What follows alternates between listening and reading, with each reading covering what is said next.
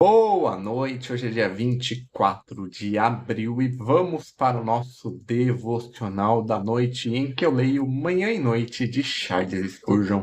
Mas antes, vamos começar com a nossa oração. Jesus, Pai querido, que o Senhor esteja presente do começo ao fim desse devocional, que o Senhor traga para essa live todos que precisam ouvir essa reflexão sobre a sua palavra que se encontra em Cântico dos Cânticos, capítulo 2, versículo 12. Espírito Santo, se for necessário que o Senhor coloque em minha boca qualquer palavra para esse devocional, agradeço por estar conosco nessa noite. Amém, amém, amém. Vamos lá para o nosso devocional da noite, começando lendo a introdução da Bíblia Spurgeon para o livro Cântico dos Cânticos, Cantares de Salomão. Circunstância da escrita. Cantares de Salomão é um dos livros mais peculiares e difíceis do Antigo Testamento. O nome de Deus aparece em algumas versões antigas apenas uma vez em todo o livro, no capítulo 8, versículo 6. O livro não é mencionado no Novo Testamento. A descrição expressiva do amor de um homem, Salomão, e uma mulher sulamita levou muitos cientistas, especialmente nos tempos modernos, a conclusões muito negativas. Alguns duvidam que Salomão seja o autor e que o livro seja uma obra inteira. Até mesmo se perguntou se o livro deveria ter um lugar no cânon das Sagradas Escrituras. No entanto, essas questões nunca surgiram com os judeus.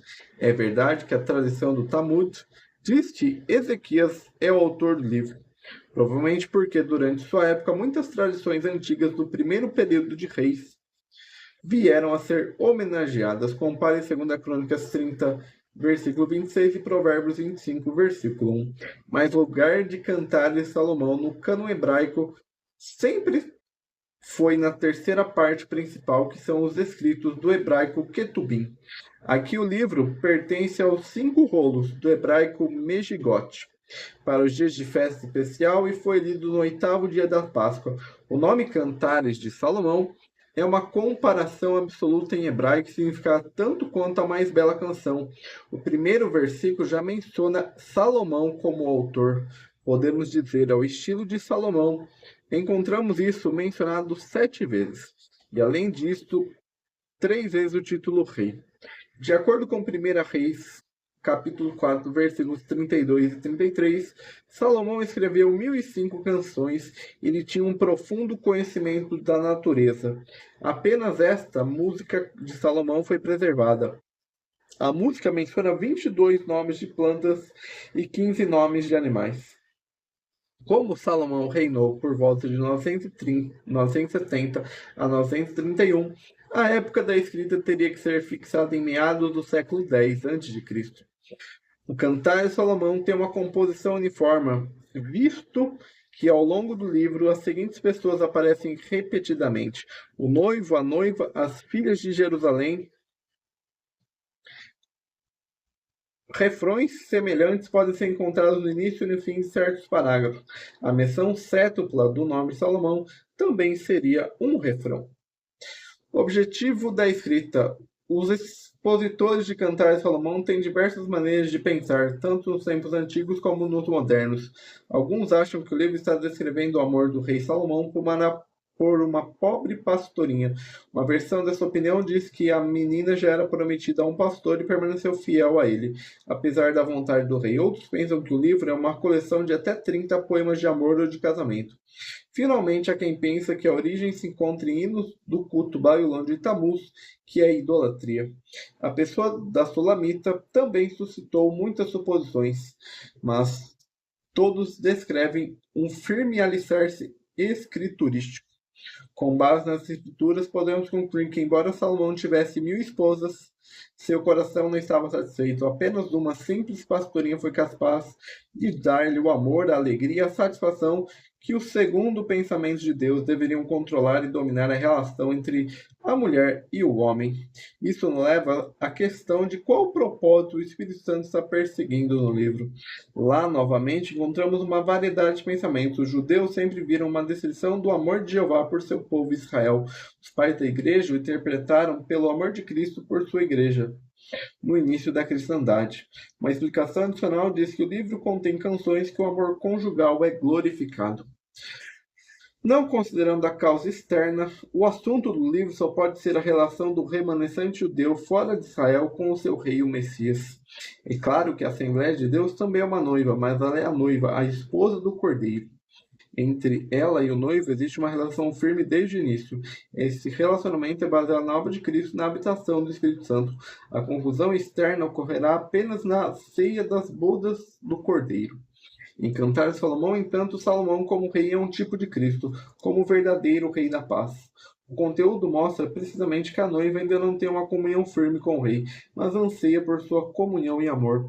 O livro contém principalmente diálogos entre a noiva e o noivo, além de outras pessoas são apresentadas a filha de Jerusalém, os vigias da cidade, os irmãos e a irmãzinha da noiva. Mas tudo isso desempenha um papel subordinado. Em primeiro lugar, o amor do noivo é descrito em seguida um amor crescente da noiva, cujo relacionamento com o noivo se torna firme e mais firme até que ela finalmente goza plenamente seu amor. Esse desenvolvimento de amor e confiança, bem como a experiência de amadurecimento, encontra sua expressão nas seguintes palavras da noiva: o meu amado é meu e eu sou dele, e ele apacenta entre os lírios. Eu sou do meu amado e do meu amado, e o meu amado é meu, e ele se alimenta entre os lírios. Eu sou do meu amado, e seu desejo é para mim.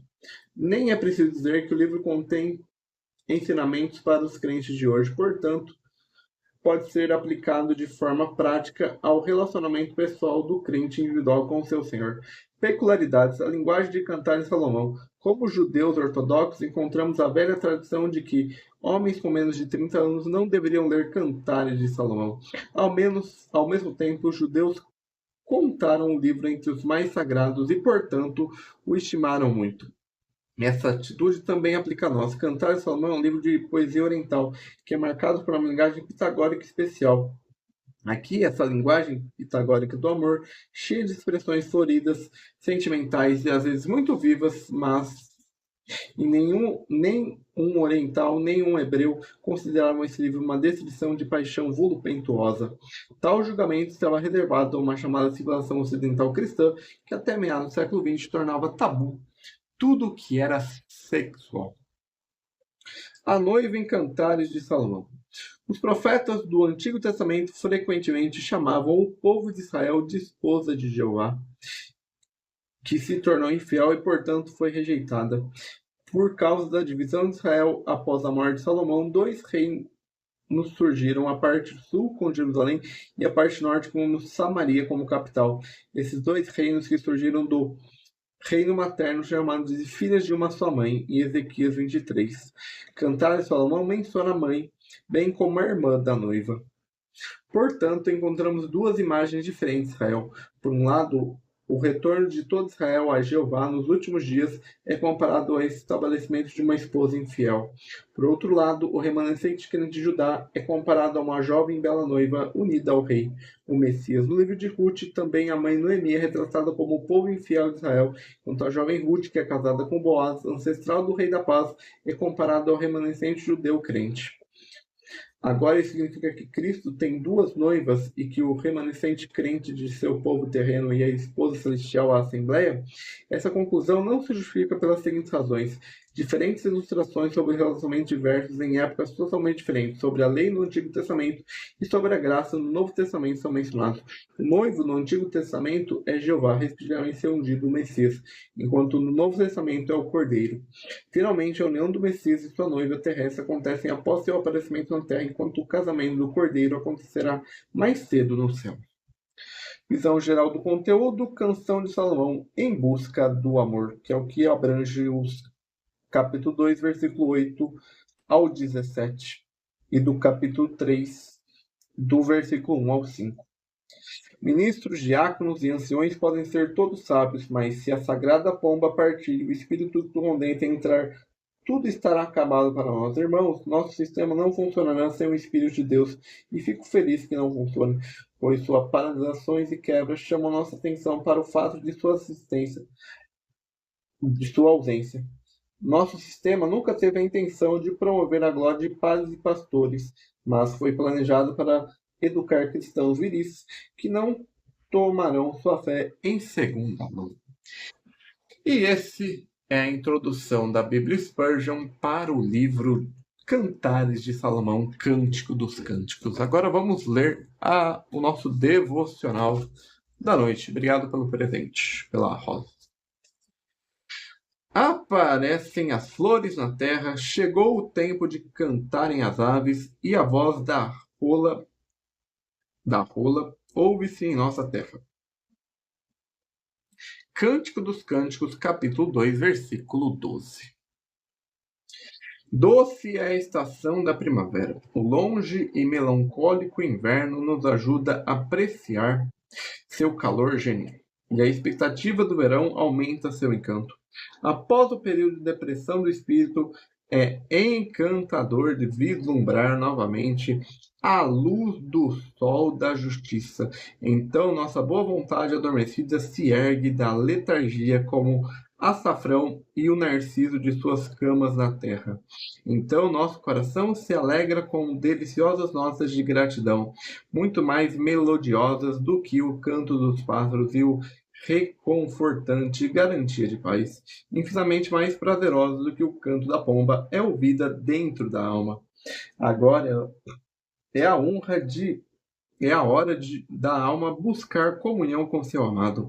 Agora ela precisa se levantar de sua sordidez nativa e se afastar de suas antigas companhias. Se não içarmos a vela quando a brisa está favorável, seremos condenáveis. Tempos de refúgio não passarão sobre nós enquanto nos estivermos regenerados, quando o próprio Jesus nos visita em ternura e nos roga emergir. Podemos ser tão vis para recuperar seu pedido? Ele mesmo emergiu para nos levar com ele, e agora, por seu Santo Espírito, nos reviveu para que possamos, em novidade de vida, ascender aos céus e manter comunhão com ele. Que o nosso estado de inverno nos basta a frieza e a indiferença. Quando o Senhor cria uma primavera interior, permitimos que nossa seiva flua com o vigor, que o nosso ganho floresça com uma decisão firme. Ó Senhor, se não for também de primavera em seu frio coração, oro para que o faça, pois estou profundamente cansado de ver longe de ti. Quando tu, ó Deus, porás termo ao meu longo e melancólico inverno. Vem, Santo Espírito, e renova minha alma. Vivifica-me, restaura-me e tem misericórdia de mim. Esta noite implorarei fervorosamente ao Senhor que tenha pena desse servo, que me envia uma alegre renovação de vida espiritual. E esse é o nosso devocional do dia 24 de abril, da noite de 24 de abril. Amanhã, sábado, nós temos o devocional do dia lá no Instagram. E aqui no TikTok nós voltamos no dia 26, no sábado. No sábado não, no domingo. Então tenha um bom resto de sexta-feira, um bom início de final de semana e até o próximo.